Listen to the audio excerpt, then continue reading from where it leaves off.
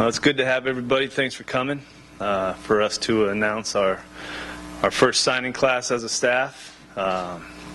First thing I want to do is a few thank yous. The first one's to our current team, because when a new staff comes together, the emphasis really goes to recruiting right away. And I think our team right now has done a great job putting their head down and been good going to class, been good in the weight room. I think they've got a good energy about them, and I appreciate their help as hosts. So we'll get back with them more consistently after today. So a couple other people. I stood up here November 30th and made a Lion King reference. People giggled. People liked it. But I did say, it's going to take all of us. And I wasn't referencing myself as Simba. I said we are an island full of Simbas. And, there's a lot of people. Recruiting is incredible, the amount of people that get involved with it. So,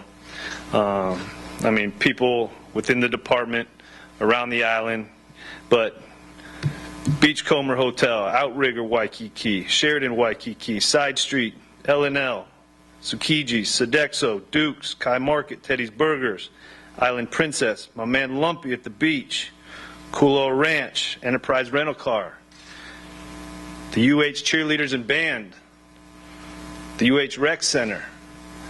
And then you talk about people in the department. Compliance, Amanda, Dan, Surrenda, Courtney, everyone taking a look at transcripts and helping us get this stuff done. Tommy, Bubba, the strength staff, everybody in student services, the trainers, Eric and his crew, Al, his crew, helping us all out. It takes everybody. And that's kind of what I meant by we're all Simba on this thing.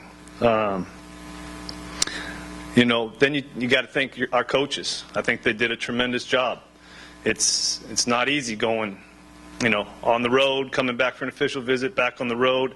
But one thing about what we did, and I think it was because we hired good people, is we didn't trick any recruits into coming here.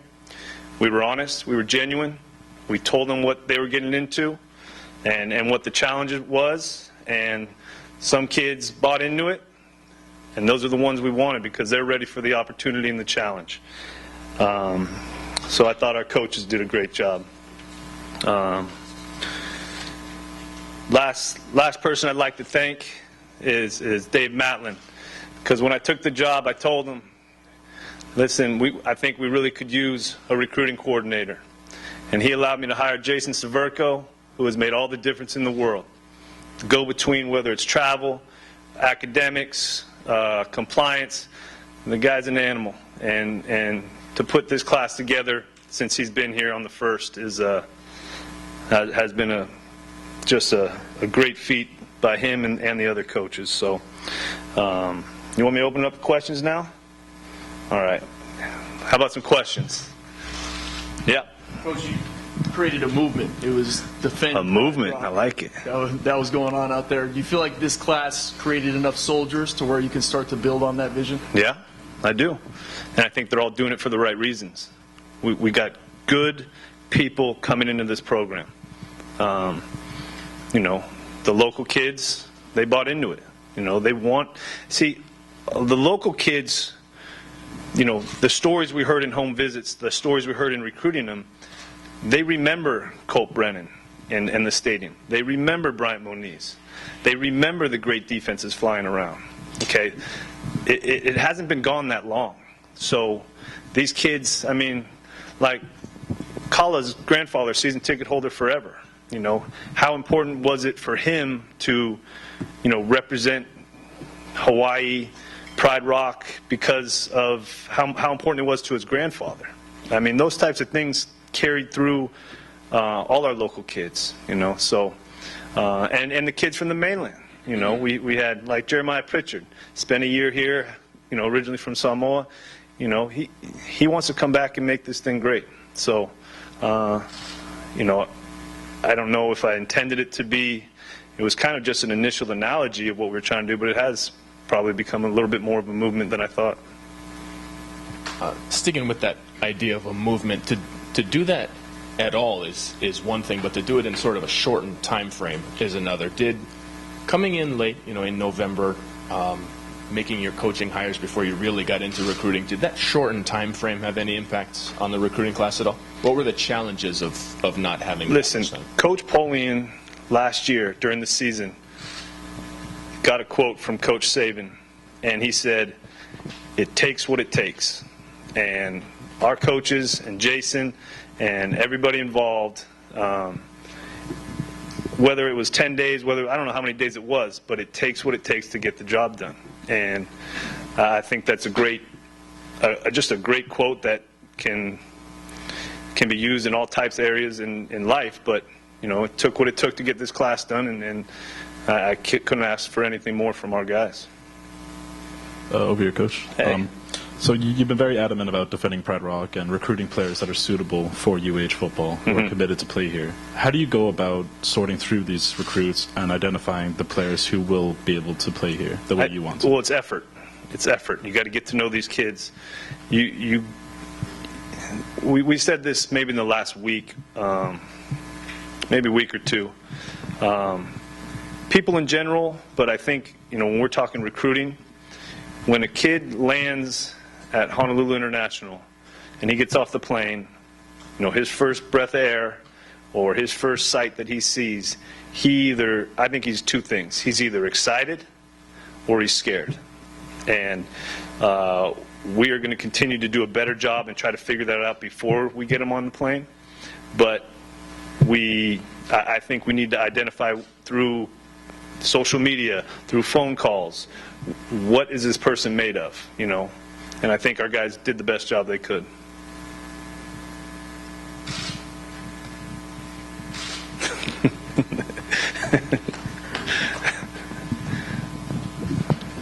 Coach, it's interesting that you went internationally to find a couple of really jumbo athletes that really stand out to a lot of people who watch a lot of high school football and collegiate football, et cetera. Can you talk about Max and Moana at all, and what kind of stuff you saw from them and why you felt the need to branch out into these areas, and if those can be recruiting hotbeds for the University of Hawaii in the future?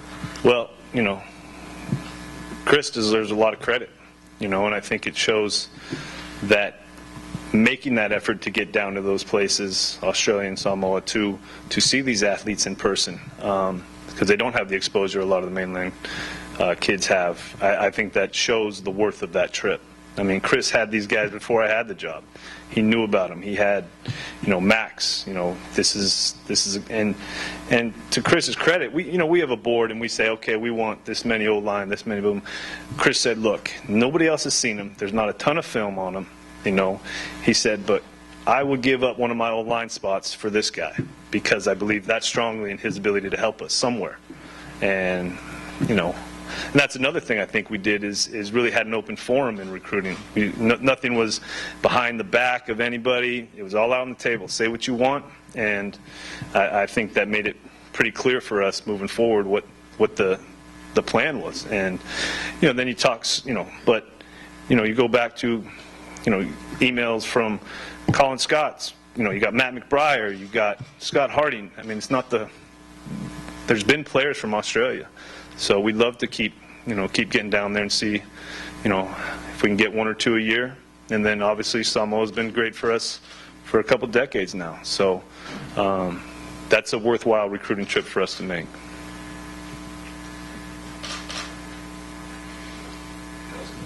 All right, keep rolling. Recruiting quarterback, especially high school during the Norm Chow era, was a problem because it was majority transfers that came in. Ikaika was a holdover from the last staff. Do you feel like you guys are going to be able to get past that barrier of, transfers coming in to where you guys can develop quarterbacks on your own? No, I think that's important at all positions. I think you'll see by the numbers we recruited heavy freshmen. There's not a panic in our staff or in this department.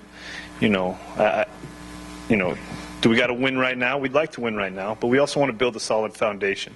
And I think we've done that with freshmen who are going to get the opportunity to play. They got to show that they can, but they're going to get the opportunity. And you keep bringing in freshmen and building a culture and building and the quality of people makes a big difference, you know. But I think, yes, at the quarterback position, developing a guy and consistently bringing guys through the program, I think it's important. But we try to do that at all positions. Hey, Coach. Hey, Jace. Hey, that said, was there a priority as far as position goes, as far areas you want to target? Yeah, we want. I mean, a couple coaches told me this. He said, when you start, you want to build your team from the inside out or at the line of scrimmage. Okay, so we wanted to make sure we got some young D linemen. We wanted to make sure we got some young O linemen. Obviously, Fred coming back was huge for us. You know, that was one of the sparks that kind of started off the Pride Rock movement, as you called it. But you know, if we don't have those positions in good health, I think you're going to have issues no matter what kind of schemes you run, offense or defense.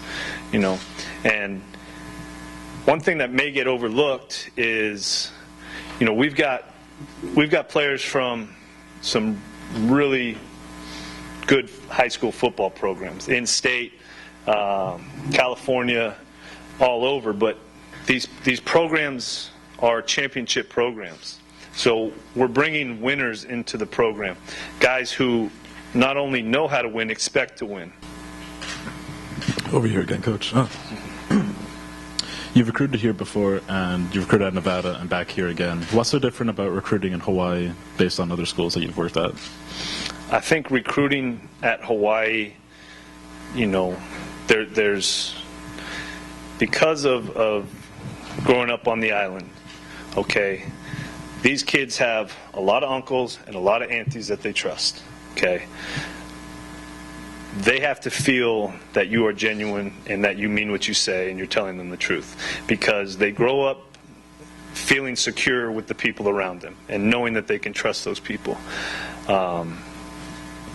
You know, I learned that being here and then coaching here, and then when you know, when I was in the mainland coming back to recruit here, you have to be that way. Be honest, tell them the truth, don't trick them. Don't tell them something that, you know, is just to get their attention. They want to see your heart. They want to see your soul. They want you, because that's the majority of our population is good people. And now that doesn't only work here. You know, I think our staff shows you being good people and getting out. You know, whether it was, you know, the two guys from Samoa. I mean, they trusted Chris. They trusted our staff. You know, Max, getting here and trusting our staff. You know, it's you know, recruiting's hard. Recruiting's hard, and it'll grind you out. But if you stay true to who you are as a person, I think you connect better. Where do you project Hendry, and you got position coaches lining up for him? Yeah, we do. Hendry, we had this talk. You know, he's. You know, in rugby, you play offense and defense. You know, he's very agile and fast for an athlete of his size. You know, he says, "I like carrying the ball, coach, but I also like tackling people." I said, "Well, you know, we got to figure out."